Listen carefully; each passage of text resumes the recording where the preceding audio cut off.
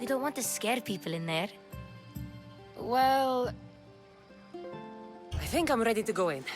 You can't! Not like that, anyway. The Athenians like it best when you try to fit in. But don't worry, I have just the outfit for you.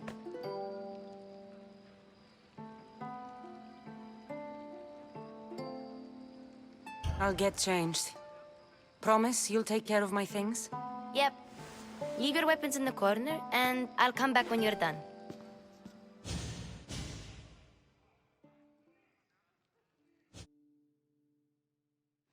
I feel uncomfortable in this. Now you look like everyone else. You say that like it's a good thing. It is.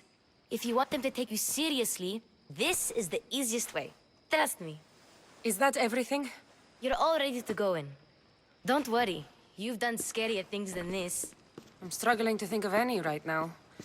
Are you sure I can't keep just one weapon with me? No weapons. Now hurry and go in. Oh, and don't leave without saying bye.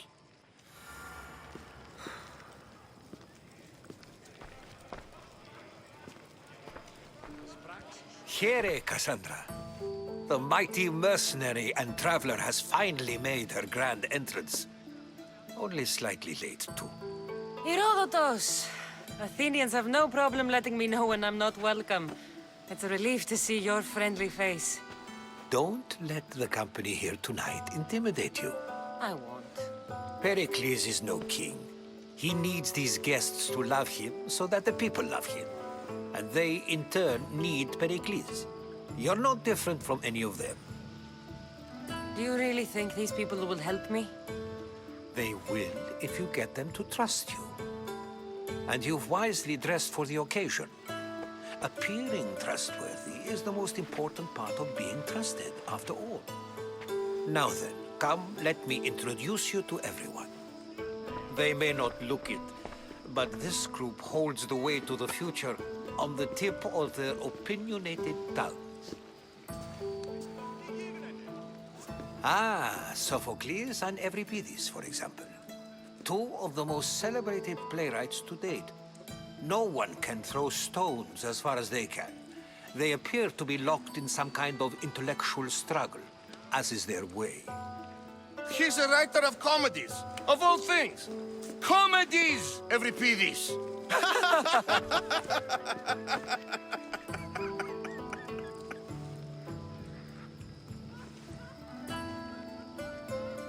I've heard of Sophocles.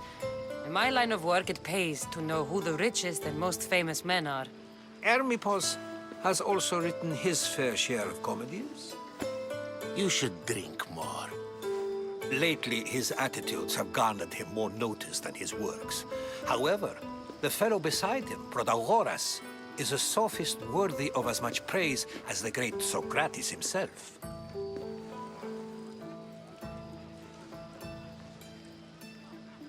Inviting Socrates seems like a good way to ruin everyone's night. I'm surprised they would let him in the door. Oh, don't let Socrates get under your skin. At least he wore shoes for the occasion. And the poor thing gesticulating like an ape is Thrasymachus. If you listen closely, you'll notice he and Socrates are actually arguing the same points. But the wind from his wild gestures deafens him to critique. That isn't at all what I mean. Where is Pericles? Oh, he never attends his own parties. Which reminds me, there's something I need to get his help with. Vile Socrates, always appearing where I least expect him. Warrior, protect me from his amorous gaze. Oh, Alcibiades, this is not a time for jealousy, but for love.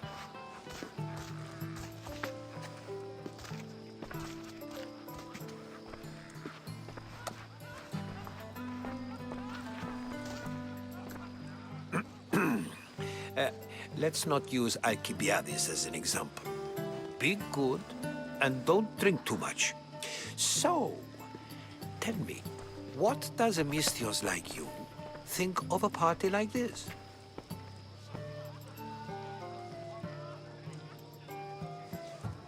This is going to be a long night.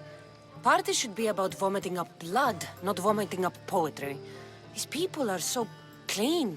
If these guests aren't to your own unique tastes, then just focus on why you came here in the first place. Thank you, Herodotus. Now, if you'll excuse me, Pericles is here somewhere, and I need to prepare him. If he's alone, I'll tell him what your brother said.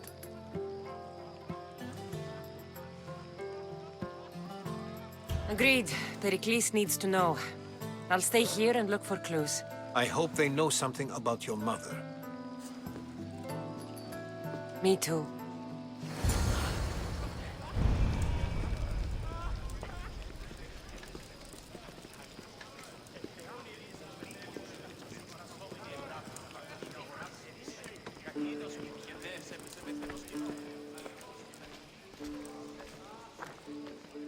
I suppose you've come in here to mock me for my fight with Euripides.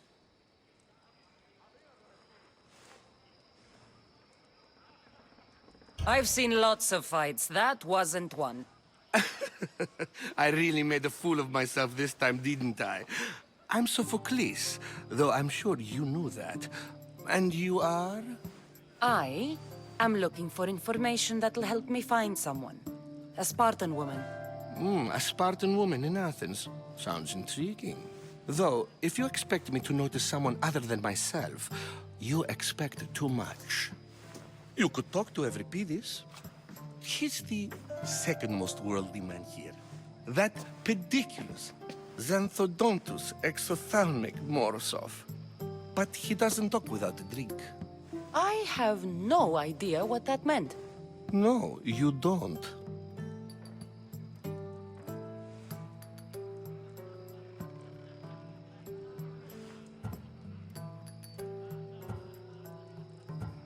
You want to get Euripides drunk?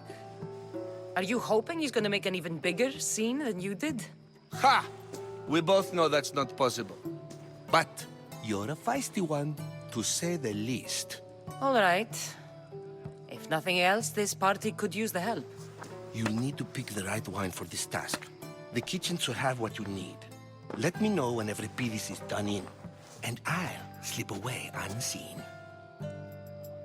How do you know Pericles? I believe you mean to ask me, how does Pericles know you? I'm the greatest dramatist in the land, mentor to Euripides, lover of Asclepios, father of theater, and so on, and so on. I'm sure it's a real honor to have you hiding in his kitchen. You're awfully worked up over Euripides. You sure you're just friends? I'm never just anything, foreigner. Though I confess, Euripides and I hold a bond deeper than brotherhood. Why he slams it with a banal young plaything, Aristophanes, I will never know. I'll get the wine. Wonderful. Now, if you want some friendly advice, Aristophanes cannot stand sweet wine. I've seen what it can do to him. Absolutely, horrifyingly delightful. It wouldn't be a party without someone losing their stomach. I'll let you know if your plan worked.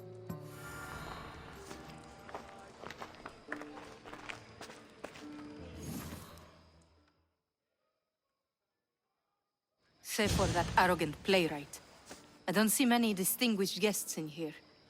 Can I help you with something?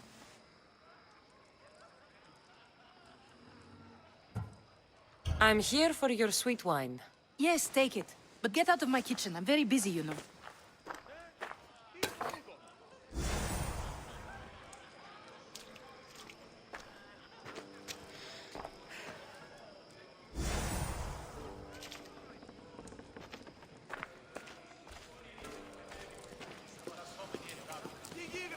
A new face in Pericles' abode!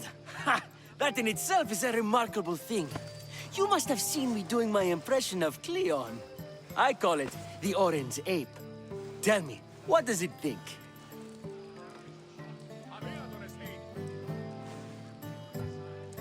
I am called many things. It isn't one of them. What do you call yourself then? Creature of many names? Cassandra.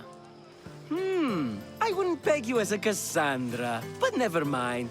I'm Aristophanes. He's Euripides. Oh, go on. Introduce yourself. I'm Evripidis. For a playwright, you're not much for words. Good men lead quiet lives, as old Evripidis likes to say. Don't you, Evripidis? When I need to relax, I start a fight. For you, though. Quickly, bring him some wine so that he might say something clever. After my argument with Sophocles, I think I'd rather keep my head clear.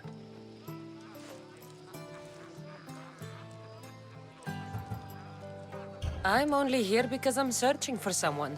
And yet it gave us the distinct impression it was here to fill our wine. Let's focus on that first, shall we? I'm Pericles' new servant. I'd be happy to bring some wine. An Athenian servant, you. And these are wine-pouring muscles. I was a rower on Pericles' ship where he took pity on me.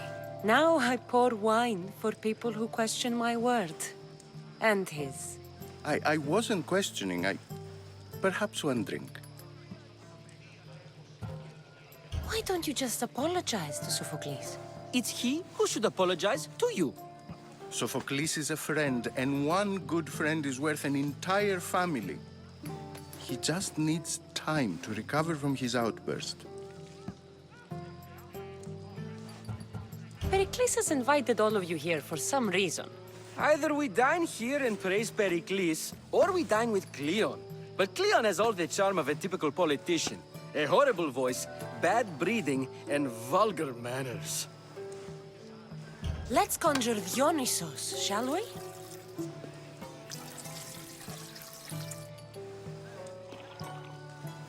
This is pure swill. Amateur. In my day, this would be considered nectar of the gods. Another round! Ready for more?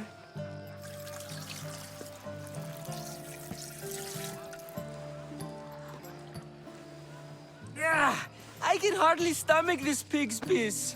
I could outdrink both of you with one hand. Let's have some more!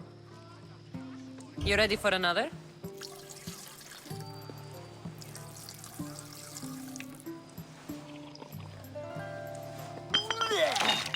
This wine is terrible.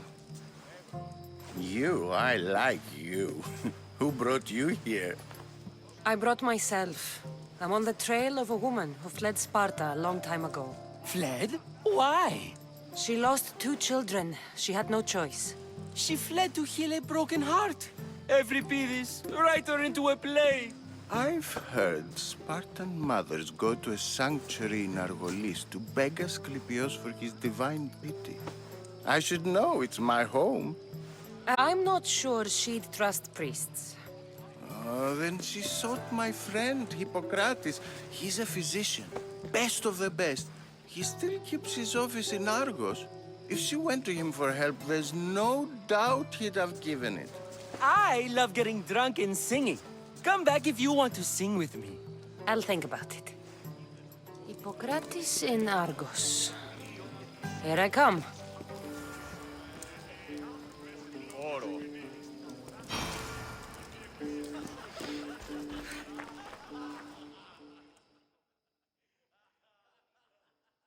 How's Evripidis? Drunk, I hope. You can stop hiding in here. Evripidis won't notice you coming out. He won't notice anything. Hiding? Heed this. War has come to Athens. First they take our homes, then they take our heads. I intend to be found with at least my dignity intact. Or what's left of it anyway. If you see Pericles, tell him I said thank you for another colorful evening.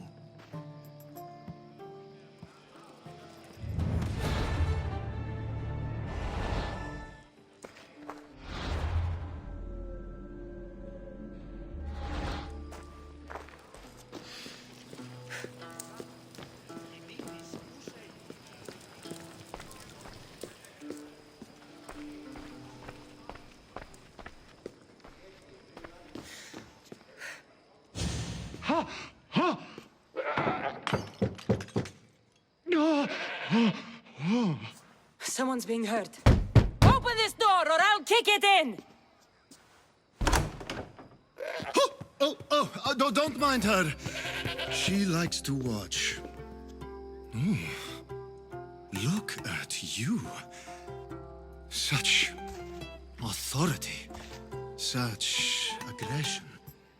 I can see why Pericles has taken such an interest in you. Did you come to join us? It sounded like someone was in pain. Well, it can sometimes be hard to distinguish between sounds of pleasure and pain. Had I known you were going to knock, I would have left my door wide open for you.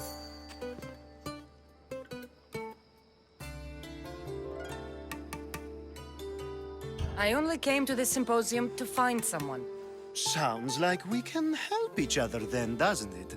You fetch us a bit of oil, I help you find who you're looking for. Maybe they're in here. She's not in there. I think I'll check all the same. I come bearing gifts. We're saved! Today, these women grieved for their sons, and these men worked the wall. But tonight, we forget all of that. Let's have some fun! What do you say? Care to join us? Now, it's time for you to help me, Ali. I'm looking for someone. All business right until the end. I like that. Focus. I'm looking for a woman who fled Sparta a long time ago. Fled Sparta? No one flees Sparta. But let's pretend she did. If she were stupid, she'd be dead. If she were smart, she'd do what Aspasia did. She'd earn her independence. The smartest and most resourceful women I've ever met have been in Corinthia.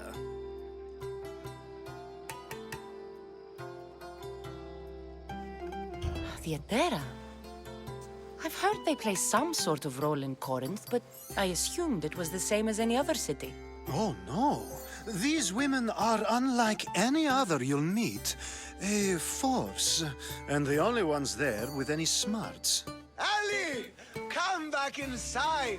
Ooh, the celebration continues. When you reach Corinth, find Anthusa. No one goes in or out of the city without her knowing. Until we meet again, warrior. Anthusa in Corinth. It's not much, but it's a start.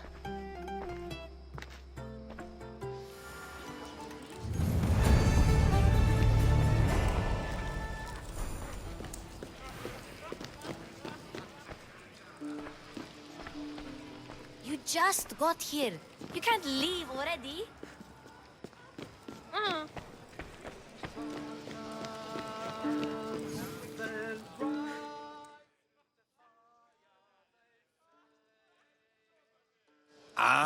If it isn't the one who agrees that knowledge is most important.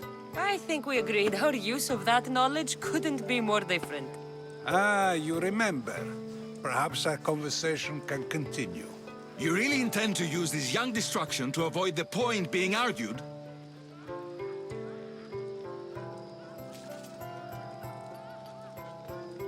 If you've been arguing this long and you haven't agreed yet, just give up.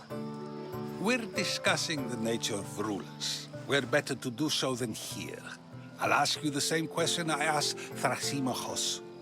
Would you agree that the act of ruling is an art? It is an art, as all worthy undertakings are. That is not up for argument. Yet, medicine is for the betterment of the patient and not the physician. Carpentry improves the building, not the builder. Then, is the art of ruling not for the betterment of the ruled rather than the ruler? Don't be absurd!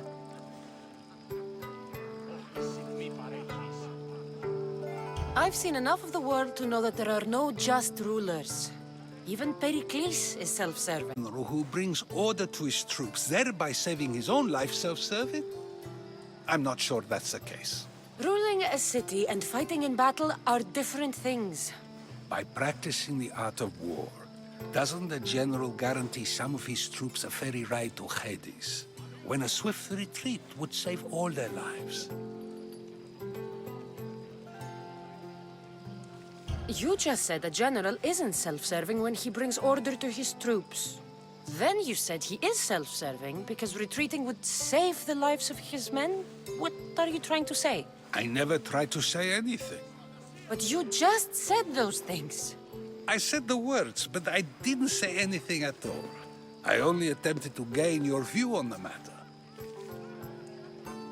You're wasting your time. Aspasia.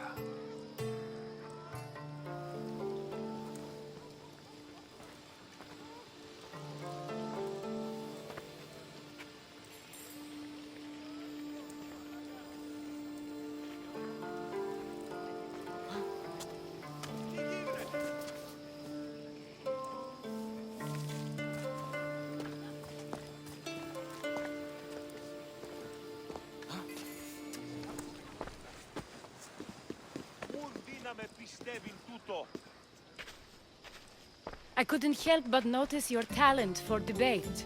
Well done. Socrates is an interesting character. Ah, Phoebe. Pericles has retired to the balcony already, has he? His ability to sneak off and sulk is second to none. I can go get him, and Cassandra can help. Everyone listens when she talks. That'll be fine. Run along. Cassandra will be right behind you. Now, allow me to introduce myself. My name is Aspasia. I had to go to great lengths to cover up your work in Megaris.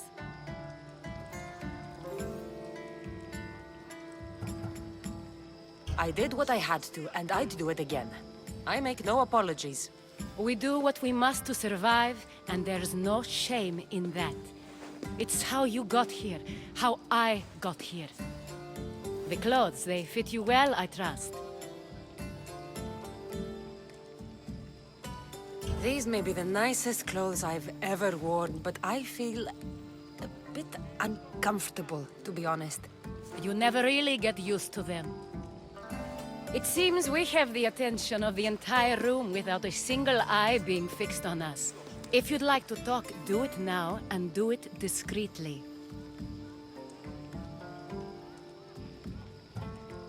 I'm searching for a woman who fled Sparta with her child years ago.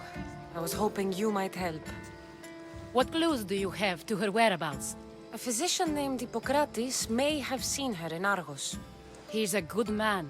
If you find a woman named Agathi there, do let her know Aspasia sends her regards.